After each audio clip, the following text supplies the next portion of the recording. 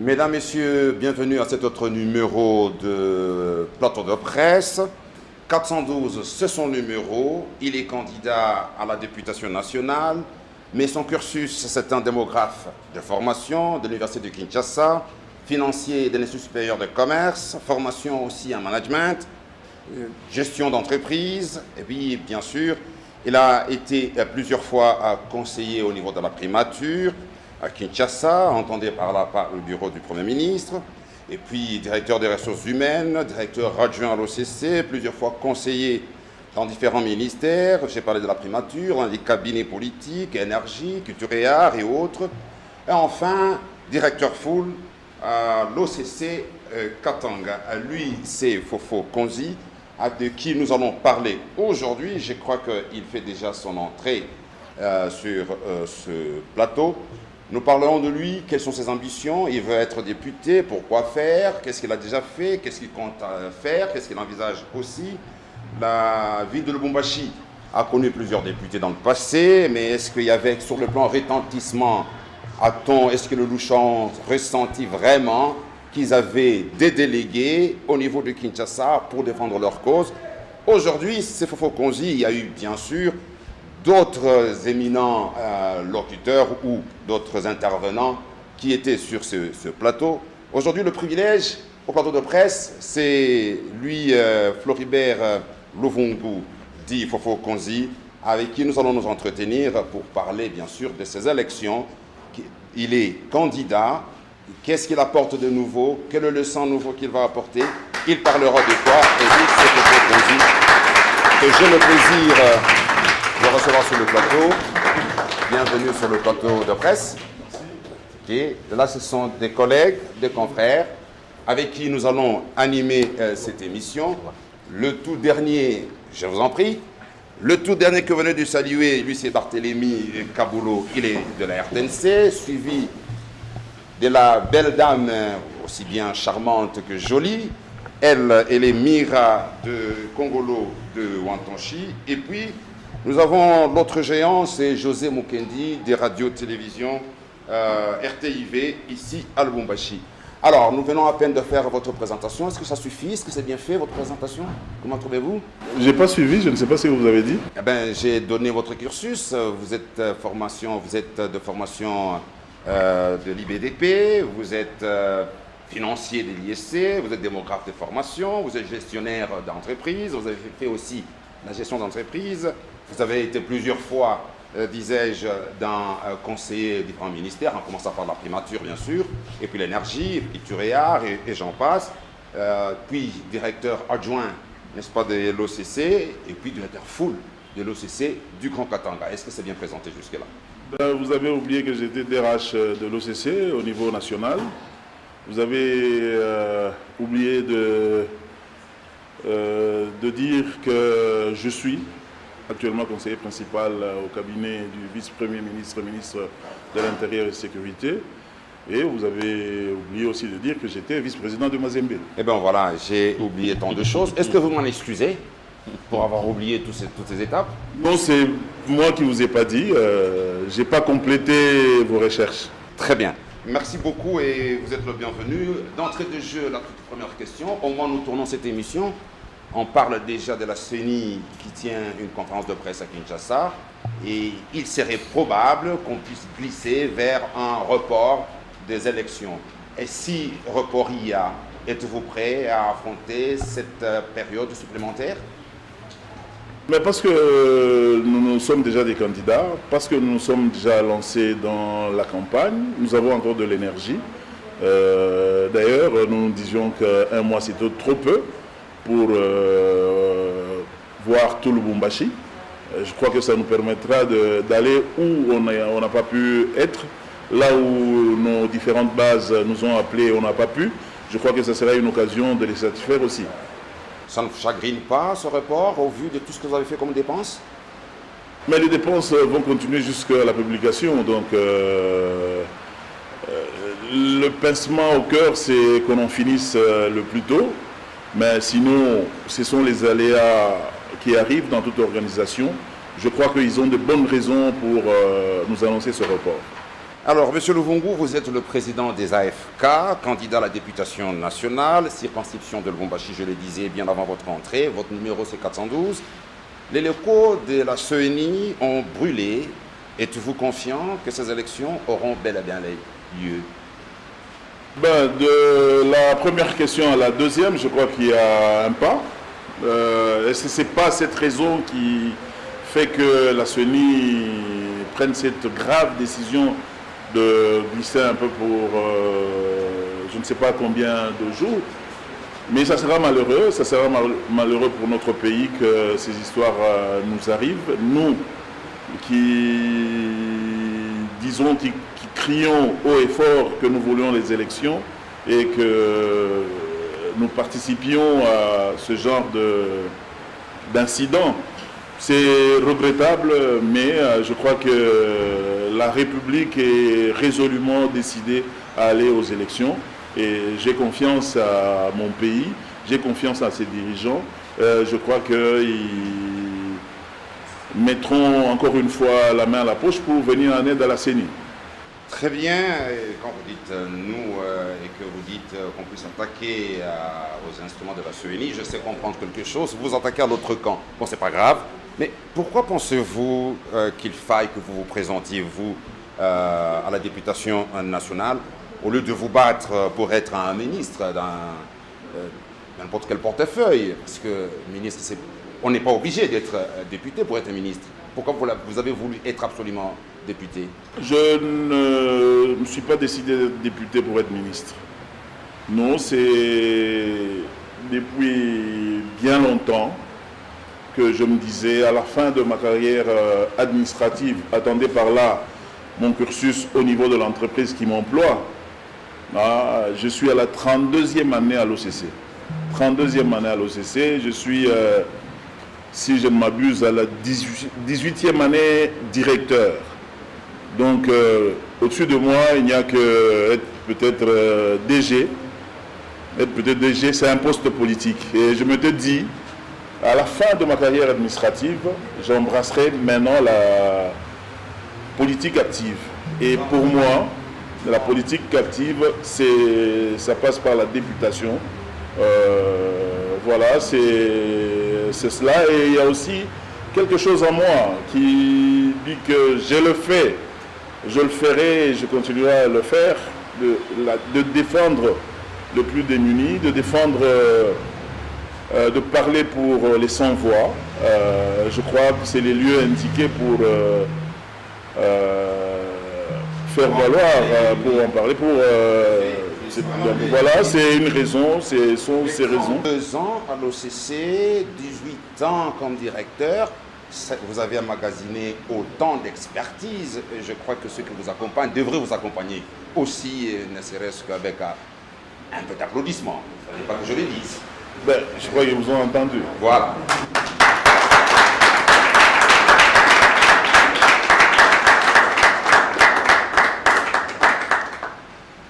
Alors, nous allons suivre un carton, c'est un reportage, et ce reportage c'est sur les forages des bornes fontaines dans différentes communes, dans différents quartiers de la ville. Et après, je vais vous demander votre commentaire.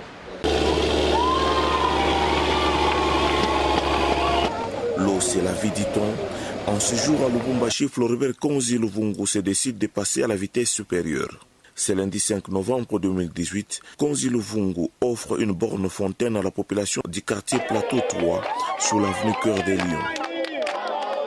La satisfaction est totale et lui-même en personne assiste à cette opération de forage pour se rassurer. Ici, le message est clair. Mai hii haina ya kujisha pana. Mai ni ya bule. Donc bile ni una possibilité ni mai mbele. Mai ya batoto baloko yangu hapa, batoto yangu hapa, bakunywa mai ya propre. C'est mardi 6 novembre, soit un jour après le succès du plateau 3, touché par l'épidémie de choléra qui sévit au quartier Kamisepe dans la commune annexe. Déjà, on dénombre d'après les informations à notre possession, 5 morts dus essentiellement à la consommation de l'eau sale. Et par manque de cette denrée rare dans ces quartiers, tous passer dans cette petite rivière. Et pour éviter à la population cette maladie des mains sales, ce mal qui répand la terreur dans ces coins de la ville de Lubumbashi, Floribert Konzi ne lésine pas sur le moyen et offre encore une bonne fontaine. Les habitants de ces coins témoignent de la grandeur d'âme de cette icône de la ville de Lubumbashi. Tunafurahi ndio tulionako baba fofo anakuwa kufanya kitu kia hivi, tunateswa sana, tunakufa mwi quartier kolera njoo ile mai ya mutoni ile. Kuona tu kitu kia hivi tunashukuru, tukunampikia aksanti kubwa sana. Kuona kitu kia hivi ni mapendo. Tard dans la soirée de la même journée, Fofo Konzi prend en charge les frais de consommation d'eau des habitants du quartier Kasungami et décide de moderniser les seuls puits existants dans ces quartiers. Décidément, l'autonomisation se porte bien entre Floribert Konzi Luvungu et le Lochoa. Il n'y a pas de trait d'union. Eh bien voilà, vous venez de suivre le reportage. Quel commentaire faites-vous de ce reportage? Ben, je vois déjà de quoi il s'agissait. Une bonne fontaine au plateau 4, je crois. C'était que j'allais à un de mes terrains au niveau du plateau 4 et en passant, je devais commencer la construction, mais il n'y avait pas de l'eau. Et quand je rentrais pour aller, j'ai cogné un garçon qui était sur moto avec des bidons. Donc ils allaient acheter très loin des bidons. Il y a non seulement le prix de l'eau qui était à 100 francs, mais aussi le bidon revenait pratiquement à 100 francs, mais le transport c'était à 300 francs, donc 500 francs. Et je posais la question, où est-ce qu'il puisait de l'eau? Il dit non, c'était très loin.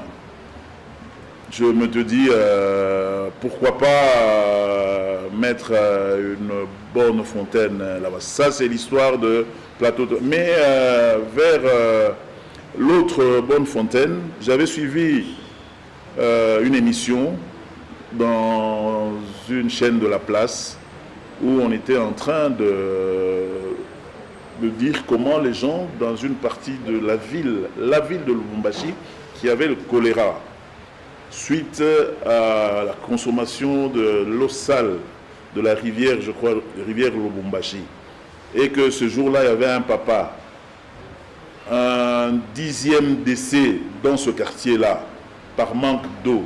Je me dis, non, il faut faire quelque chose. Je suis allé là-bas et symboliquement, effectivement, j'ai trouvé les vestiges du deuil qui venait de se terminer. J'ai dit, dans cette parcelle, on met une borne fontaine, fini la mort par les maladies hydriques. Donc, quand vous regardez, vous scrutez un peu les environs, vous voyez que les petits-enfants sont présents des signes de la malnutrition, des signes des maladies hydriques. Je crois que je pouvais faire un geste en donnant cette bonne fontaine, que ces enfants prennent de l'eau potable, de l'eau propre pour les éviter ces maladies-là. Donc voilà, ce sont ces motivations-là qui m'ont poussé. C'est bien loin de...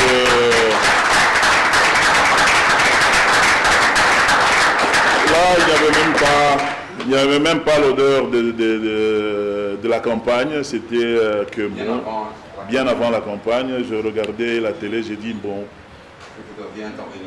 si on a un peu, on peut. D'accord. Je suis heureux d'informer tout le monde sur ce plateau et nous qui suivent que finalement le point de presse de la CENI vient de se terminer et les élections sont reportées à une semaine, donc dans une semaine. Et c'est la RTNC qui vient de diffuser cela. Vous y avez déjà répondu. Est-ce que vous voulez dire quelque chose là? Ben voilà, c'est ce que j'avais dit. Nous continuons le travail. Les amis qui m'accompagnent, ce n'est pas le moment de baisser les bras.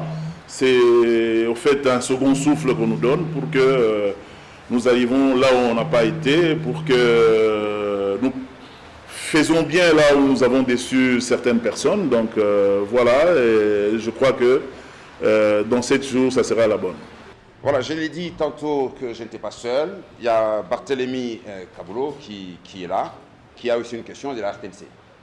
Merci beaucoup, Bush, pour la parole. Monsieur Fofo Konzi, nous venons de vous suivre tout à l'heure. Vous avez expliqué les motivations profondes qui ont fait que vous puissiez forer des puits par-ci, par-là, dans la ville de Lubumbashi. Est-ce qu'aujourd'hui, vous pouvez nous dire les feedbacks que vous avez? Et quelles sont les conclusions par rapport aux différentes populations pour lesquelles vous êtes intervenus? Est-ce que vous pensez que les problèmes ont été résolus? Les problèmes sont multiples. Résoudre tous les problèmes de la population avec le forage, je crois que c'est utopique. Mais quand même, les quartiers que nous avons donné de l'eau propre, nous avons un bon écho. Ils sont satisfaits parce que nous continuons à les assister en leur donnant du carburant. C'est studieux. Nous avions bien voulu qu'ils s'organisent en petit comité, en petit syndic, pour qu'ils commencent à faire payer pour s'acheter le carburant. Mais c'est encore difficile, ça n'entre pas dans la tête des gens. Le fait que j'avais dit que c'est gratuit, ça doit être gratuit. Donc voilà pourquoi nous continuons à les assister, mais c'est pédagogique. Les échos sont bons. Les échos sont bons dans les quartiers où nous avons fait des forages. Et je crois que comme on vient de prolonger les élections, je tenterai un peu de faire le tour dans ces quartiers-là pour les rassurer que je suis encore là, que je peux, tant soit peu, résoudre quelques problèmes qui peuvent se poser dans ce quartier. Alors, il n'y a pas que l'eau qui pose un sérieux problème dans ces quartiers-là, mais pourquoi vous avez pris l'eau, qui est bien sûr une matière vitale, l'or bleu, pour cible, pour intervenir dans ces secteurs-là? Et il y a plusieurs quartiers, ces communes dans la ville de Lubumbashi. Pourquoi vous avez pris comme priorité ces quartiers et ces communes? Ces quartiers sont des quartiers très reculés de notre ville. Comme on dit, pourquoi l'eau? Je crois qu'il y a une sagesse universelle qui dit que l'eau c'est la vie. Hein, l'eau c'est la vie. J'ai cru comprendre que c'est un besoin vital, c'est un besoin premier de la population pour éviter les maladies hydriques, pour éviter les épidémies. Il faut que la population prenne de l'eau propre. Et moi j'ai choisi de l'eau d'abord. Et si Dieu nous prête vie, on fera autre chose plus tard. Très bien. Alors, José Mukendi, RTIV. J'aime quand on m'appelle Floribert, ça me rappelle mon père.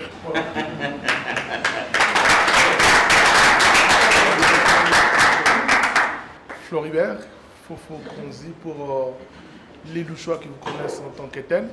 Alors, en suivant ce reportage qui vient d'être diffusé, j'ai l'impression de déduire que vous avez une attention particulière au social de Louchois, alors qu'en réalité, il y en a qui mettent de l'énergie dans d'autres domaines, bien entendu, notamment dans les mines, parce qu'ils supposent que dans les mines, il y a de l'argent. Peut-on parler d'un gaspillage de vos moyens en injectant cet argent ou cet investissement dans le social pendant cette période? C'est une vocation. Aider, ce n'est pas donner à tout le monde. Aider, ce n'est pas parce qu'on a beaucoup d'argent. Aider, je dis, ça vient du fond du cœur. Bon, ceux qui sont dans le mining, c'est leur option qu'ils ont choisie. Mais moi, je dis que même dans la Bible,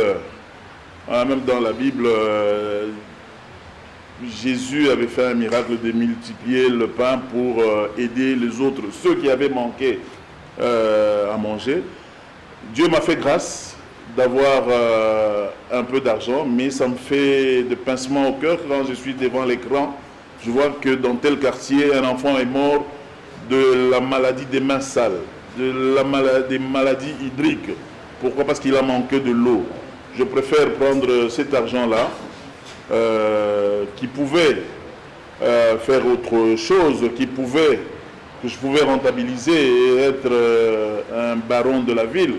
Je dis, je peux finir dans ce quartier-là qu'il n'y ait pas un mort suite à une maladie, suite à des maladies hydriques. Donc, c'est question de volonté, question d'option.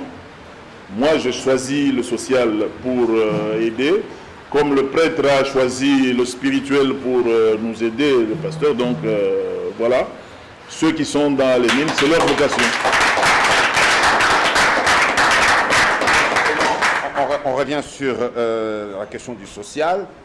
Vous êtes distingué, on l'a dit, mes confrères viennent de le dire, dans l'approvisionnement, enfin l'eau, mais aussi vous êtes allé dans l'approvisionnement de produits pharmaceutiques dans un centre de santé, au centre médical, dénommé Lili Katumbi, et vous avez même assuré les soins gratuits.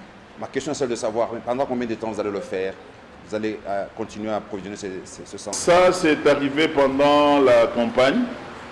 J'étais en train de circuler et toujours, nous avons été toisés par maman, la propriétaire, ou maman Lili, que bon, elle a des difficultés. Ce coin-là, c'est le seul dispensaire qui donnait des premiers soins et que beaucoup de nos compatriotes mouraient quand ils voulaient quitter ce coin reculé pour aller en ville. J'avais posé la question, qu'est-ce qui était urgent à faire? Elle m'avait dit la prise en charge des soins parce que ce sont les plus démunis. J'avais dit, bon, nous étions au mois d'octobre. Nous étions au mois d'octobre, j'ai dit, bon, je peux vous soutenir jusqu'au mois de janvier. D'abord, dans un premier temps. Voilà, et je continue à acheter les médicaments pour ces papas-là. Je crois y avoir acheté, parce que les filles, nos mamans enceintes, accouchaient à même le sol. C'est-à-dire l'enfant, le nouveau-né, était en contact des microbes dès sa naissance. C'est ce qui faisait que quand vous regardez tout autour dans la périphérie, les enfants ne sont pas... J'ai dit non. Nous avons eu la chance de naître dans de bonnes conditions. Donnons à ces enfants aussi. On a dû acheter un lit d'accouchement qu'on a donné. Et jusqu'aujourd'hui, on prend en charge le salaire des infirmières qui sont là-bas et on continue. Ça prendra combien de temps? Je crois que si Dieu nous bénit, on continuera à prendre en charge. Parce qu'en fait, les AFK sont nés avant les élections. C'était au mois de février qu'on a mis en place, qu'on a eu le premier... Les amis de Fofo Konzi, qu'on a eu le premier document officiel, F92. C'est quand vous... C'est pas, je ne savais pas que vous me poserez cette question, je pouvais vous amener nos statuts. Vous verrez que c'est dans le cadre de notre objet social qu'on est en train de faire ces actions sociales. Venir en aide aux plus démunis. Et nous avons dit, les AFK existent avant les élections, pendant les élections, et les AFK existeront après les élections. Donc nous continuerons à prendre en charge tous les plus démunis.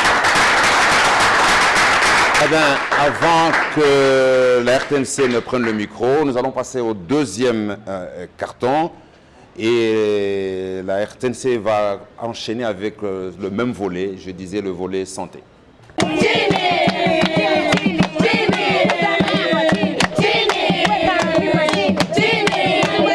C'est une ambiance particulière qui a vécu ce mardi 6 novembre au centre médical Katumbi situé au plateau Caravelle 1 dans la commune annexe, où Marie-Josée Konzi, épouse du respectable et tonitruant Fofo Konzi, est allée faire un don de lit d'accouchement et des intrants médicaux. Bien avant, accompagnée de Madame Lili Katumbi, responsable du centre, la première femme AFK Marie-Josée a visité tout le centre, la salle d'hospitalisation, la salle d'accouchement et autres.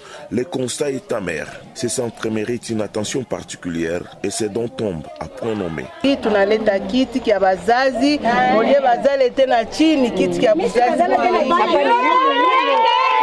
La générosité sans frontières des Floribert Konzi disent était en bilan ne cesse de surprendre. Les habitants de ce coin de la ville de Lubumbashi ont été émus par cet acte. Lili Katumbi, AFK engagé n'a pas taré d'éloge à l'endroit du bienfaiteur, représenté par madame son épouse. Yote ni shangwe. Depuis nilianzaka 2010. Leo ndio mimi napata kwa mama mkombozi.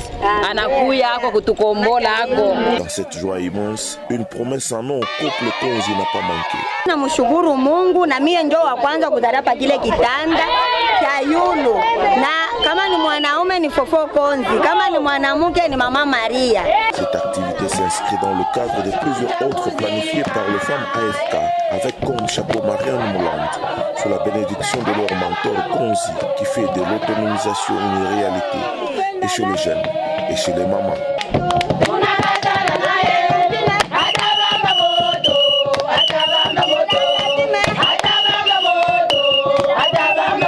Voilà.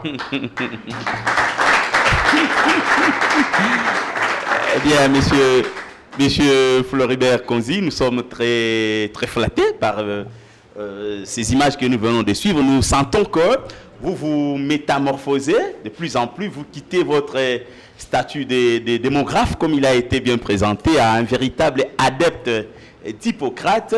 Nous avons suivi sur nos antennes à la RTNC dans ce même domaine, dans le domaine médical, vous avez posé un geste de générosité à l'endroit d'un louchois qui devrait subir une intervention chirurgicale et vous avez mandaté votre directeur de cabinet pour un geste de magnanimité. Quel est le sens que vous avez bien voulu vous-même donner à ce geste que vous avez posé? C'est venir en aide aux plus démunis. Vous pouvez vous imaginer quelqu'un qui fait 3 mois avec une sonde. C'est-à-dire, il a parcouru, il a contacté et les membres de famille et les amis, il n'y a pas quelqu'un qui a pu l'aider. Et par enchantement ou je ne sais pas par quelle magie, nous avons été saisis de ce problème-là. Nous avons dit pourquoi pas, pour si peu. Si je vous disais que ce n'est pas pour beaucoup d'argent, et nous voyons dans la ville ici des gens qui dépensent beaucoup d'argent dans des futilités, mais un papa comme ça, il a frôlé, enfin, je crois, on est en train de le stabiliser.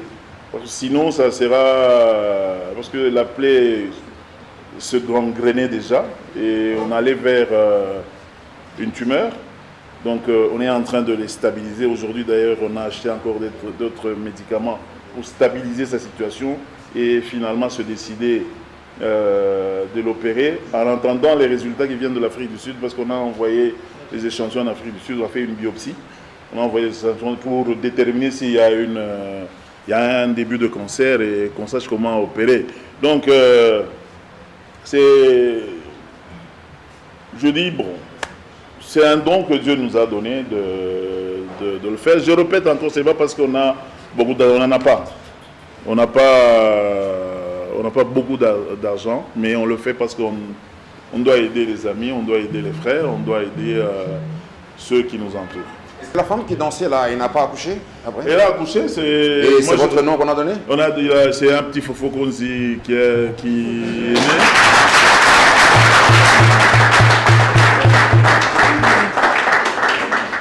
Alors, Monsieur Fofo Konzi, nous vous avons suivi. À chaque fois que vous sensibilisez vos bases, vous leur demandez de voter pour Chadari comme président. Alors, j'aimerais vous poser une question et c'est la suivante. Chadari est surnommé coup sur coup. Pensez-vous qu'il aura assez de reins ou il aura des reins solides comme Joseph Kabila Kabangé qui a réussi à garder la sérénité pendant 17 ans au pouvoir dans notre pays?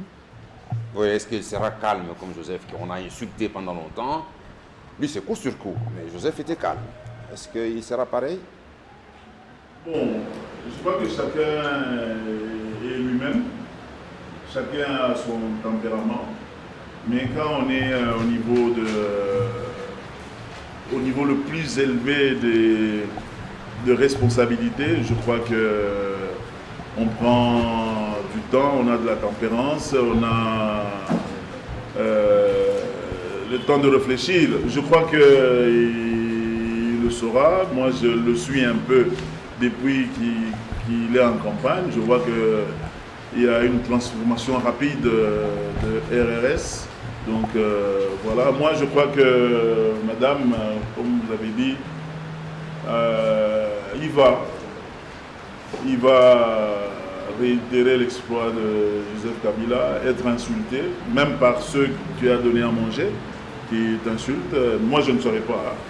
Moi j'enlève la chemise, je me bagarre directement. Mais à ce niveau-là, je crois qu'il le saura et voilà. Voilà, je voudrais m'en revenir, M. Fofo, à l'aspect social.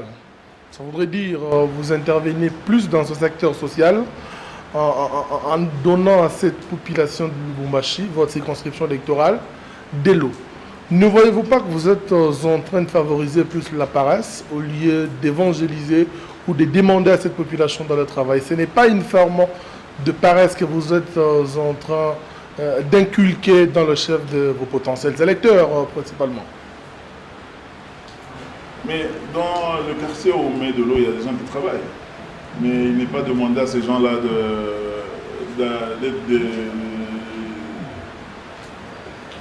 d'être à la régie des eaux. C'est que ce n'est pas un problème de le rendre paresseux. Parce que déjà, ils se prennent en charge en allant chercher de l'eau à 10 km. Il faut le faire. Je ne saurais pas si toi et moi, nous pouvons le faire. Non. Nous voulons seulement leur faciliter la tâche en ayant de l'eau à côté de leur maison, à proximité de leur environnement. Loin de nous l'idée de rendre paresseux. Je ne sais pas si en allant puiser de l'eau à 2 pas de sa maison, c'est être paresseux. Non. Nous sommes en train de vouloir leur faciliter la tâche, leur donner la chance de vivre comme nous qui sommes à côté de l'eau et d'éviter les maladies. C'est surtout ça qui nous motive et je ne crois pas qu'ils sont paresseux parce que ces mamans-là se réveillent à 4 heures pour aller chercher le pain pour venir vendre. Ces papas-là, ils quittent Plateau Caravia pour aller en ville travailler, ramener de quoi manger à leurs enfants. Ils ne sont pas paresseux. Nous, en mettant de l'eau à côté de leur maison, nous leur facilitons la tâche de vivre comme des humains, comme nous. Mira. Monsieur Fofo Konzi, depuis le début de la campagne, nous avons constaté que vous avez fait des forages dans plusieurs coins de la ville de Lubumbashi. Les forages sont arrivés avant la campagne, hein? Je voulais donner la précision. Oui, bien avant le début de la campagne, vous l'avez fait. Et pendant la campagne, vous avez continué à le faire. Alors, est-ce que vous allez continuer à faire le forage même après la campagne électorale? Parce que je venais de promettre, là où je suis passé aujourd'hui, leur dire que je ne serai pas à 2 jours des élections pour faire un forage. C'est ici vers le Kimouti. C'est Bel Air ou c'est Roaché à la frontière? Bon. Je leur ai dit, à l'entrée de la Roaché presque, le début de la Roaché. C'est le début de la Roaché. Je viens de leur dire, après les élections, je vous mets de l'eau potable. Donc je vais continuer, comme avant je le fais, pendant je le fais, après je le ferai. Alors, nous sommes en train d'aller rapidement vers la fin de l'émission, mais je voudrais, avant que je ne pose une autre question, qu'on me balance le 3e carton, et vous allez le commenter, et j'aurai une question avant de terminer. Il est 18h30 de Lubumbashi, ce samedi 8 décembre, lorsque les réguliers de la compagnie CA en provenance de Kinshasa qui transportait à son bord Floribert Konzi Luvungu Fofo, le numéro 412 et candidat à la députation nationale à Lubumbashi, atterrit à l'aéroport international de la Luano. À sa descente d'avion, Konzi Luvungu est habillé en tenue particulière.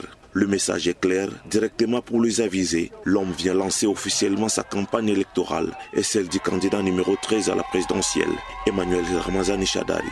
À la sortie de l'aéroport, Fofo Konzi est surpris par cet accueil lui réservé.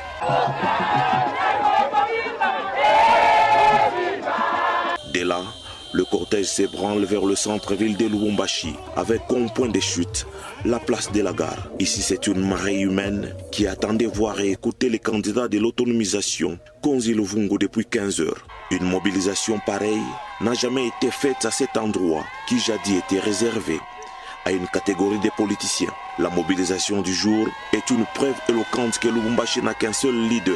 La forte pluie qui s'y est abattue n'a pas empêché l'événement tant attendu. Emmanuel Ramazani Shadari devra se sentir à l'aise le 23 décembre prochain, car les Louchois les consomment politiquement et le message est bien passé avec cette icône et bulldozer de la scène politique katangaise. Nous citons Floribert Konzi Luvungu. Tukona Presilia Pande. Pika mikono kabisa. Yeni 517 pour présidence. Tukona numéro 13. Ni RS Emmanuel Ramazani Shadari. Le numéro 412 à la députation nationale attend et soutient tous azimuts de ses amis qui le portera au perchoir de l'Assemblée nationale. Signalons qu'aucun incident majeur n'a été signalé. Le clos de la manifestation, c'est une ambiance de fête entre Fofo Konzi et ses amis. On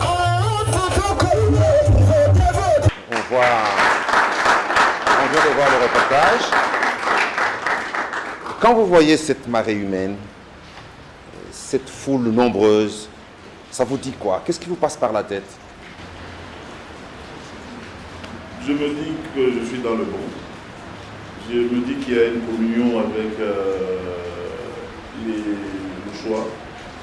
Je me dis que la bonne campagne, c'est la façon dont on vit au jour le jour. Il ne faut pas attendre les élections pour vivre mieux, pour vivre bien, pour être avec les gens dans des bonnes conditions, en bon terme. Donc,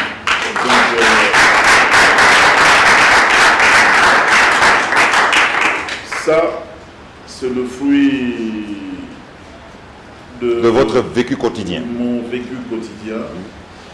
C'est le fruit de l'humilité. C'est le fruit de la patience.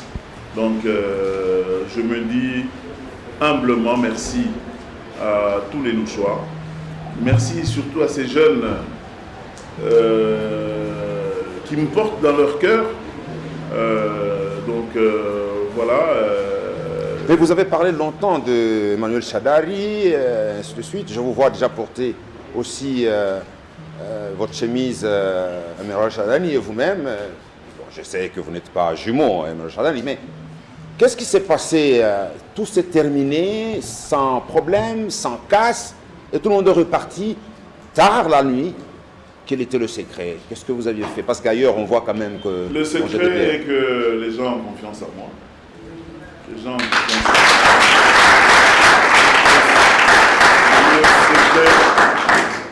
Le secret, un leader qui prend un chemin et il le fait emprunter par ses collaborateurs. Je crois que en faisant les AFK, je dis, il y a toutes les tendances dans les AFK, c'est une ASBL, il y a toutes les tendances. Il y a les amis de l'opposition qui sont dans l'AFK avec leurs convictions. Il y a des amis de l'AFK qui soutiennent d'autres candidats chefs de l'État. Et ils respectent ma position. Ils me disent, dans ta position, je te suivrai. C'est-à-dire, nous ne sommes pas de messianiques pour emprunter un éminent juriste qui nous a quittés. Nous sommes, dans les AFK, nous vivons la véritable démocratie. Il y a toutes les tendances. Il y a toutes les tendances, je crois que vous m'avez compris, entre tout à fait, les lignes. Et mes amis là, qui sont venus nombreux, ont respecté ma position. Et moi, je respecte leur position, mais ils me soutiennent à la députation nationale. On est en train, par des arguments, pas par des jets de pierre, se faire comprendre. Je le redis, pourquoi moi j'ai choisi Ramazani Shadari, Emmanuel. Je tente de les convaincre. Eux aussi, ils font de même et nous avançons. Donc, moi, je suis fier et dans ma position, je suis en train de battre campagne pour Emmanuel Ramazan Shadari. Donc voilà, nous sommes sortis... Donc très convaincus pour Emmanuel Shadari. En tout cas, après les élections, lors de la publication, je crois que le numéro 13 sera vainqueur.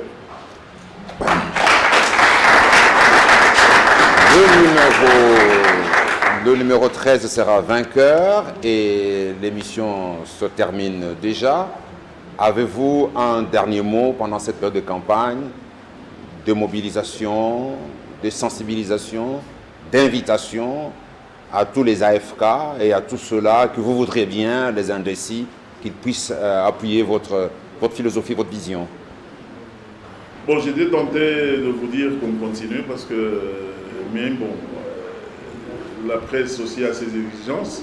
Nous devons arrêter, mais je voulais dire à tous les amis qui me soutiennent de ne pas baisser les bras, de continuer le travail, même si on venait de rallonger d'une semaine les élections. À ces amis qui me font confiance, qui sont dans toute la ville de Lubumbashi, c'est de me prêter la main forte, que j'aille à la députation nationale. Ce que j'ai pu faire avant d'être député, que j'écorce ça au niveau du Parlement, que je sois leur député. Quand ils sont en train de regarder au perchoir, parce que moi je serai au perchoir, je ne veux pas prendre les Ray-Ban, les lunettes noires, mettre commencer à dormir. Moi je vais défendre les intérêts de Louchois. Je vais défendre comme ils m'ont toujours demandé. Donc c'est de me faire confiance, de me donner leur voix, de me voter massivement. Et voilà, c'est humblement, bateau dans Lubumbashi, humblement, comme ma bouche allait me permettre de stopper ma bouche et de me voter.